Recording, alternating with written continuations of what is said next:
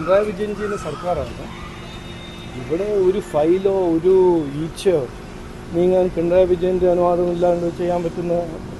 അത് നിങ്ങളൊന്ന് ആലോചിക്കണം.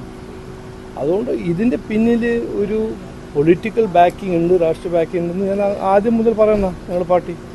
അതുകൊണ്ടല്ലേ ഞങ്ങൾ പറഞ്ഞത് സെൻട്രൽ ഗവൺമെൻറ് ഏജൻസി അന്വേഷിക്കണം. അതുകൊണ്ടല്ലേ ഞങ്ങൾ പറഞ്ഞത് ദേവസ്വം മന്ത്രി രാജിവെക്കണം. അപ്പോൾ ഇതെല്ലാം നമ്മൾ കാണുന്നില്ലേ. ഇത് മാധ്യമ സുഹൃത്ത് അവരുടെ പ്രഷറും കോർട്ടിൻ്റെ നിലപാടും അവരുടെ ഇടപാടും അതുകൊണ്ടല്ലേ ഈ സത്യം ഓരോന്നായിട്ട് ഓരോ സ്റ്റെപ്പിൽ വരുന്നത്. ഇനിയും പുറത്ത് വരാനുണ്ട്. അതിന് വേണ്ടി ഞങ്ങൾ കാര്യങ്ങൾ ചെയ്യും. അന്നത്തെ ദേവസ്വം മന്ത്രിയെ കടകംപള്ളിക്ക് നോട്ടീസ് പോയിട്ടുണ്ട് പേര് അവസാനം. നോക്കൂ, ഞാൻ അതിന് പേരൊന്നും കൊടുക്കാൻ പോകുന്നില്ല. ഞാൻ പറഞ്ഞത് ആദ്യം മുതൽ പറഞ്ഞത് ഇത് സർക്കാർ ഇതിൻ്റെ പിന്നിലുണ്ട്. സർക്കാരിൽ മന്ത്രിമാരാണോ മുഖ്യമന്ത്രിയാണോ ആരെല്ലാം ഇതിൻ്റെ പിന്നിലുണ്ട്. ഇതാണ് ഏത് സാധാരണക്കാരോട് ഇന്ന് ചോദിച്ചാൽ, വിശ്വാസിയോട് ചോദിച്ചാൽ ഇതിന് പിന്നിൽ ആരാണെന്ന് ചോദിച്ചാൽ അവർ മറുപടി നിങ്ങൾ ഒന്ന് കേൾക്കൂ. എല്ലാവർക്കും അറിയാം ഈ സർക്കാരിൽ ഒരു മുഖ്യമന്ത്രിൻ്റെ അനുവാദമില്ലാണ്ട് ഒരു ഫയൽ ഈ ടേബിളിൽ നിന്ന് ആ ടേബിൾ മൂവ് ചെയ്യാൻ പറ്റില്ല, നടക്കില്ല.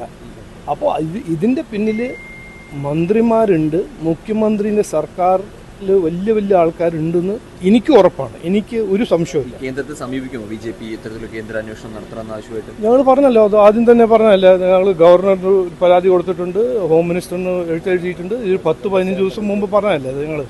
അപ്പോൾ അതാണ് ഞങ്ങളുടെ സ്റ്റാൻഡ്.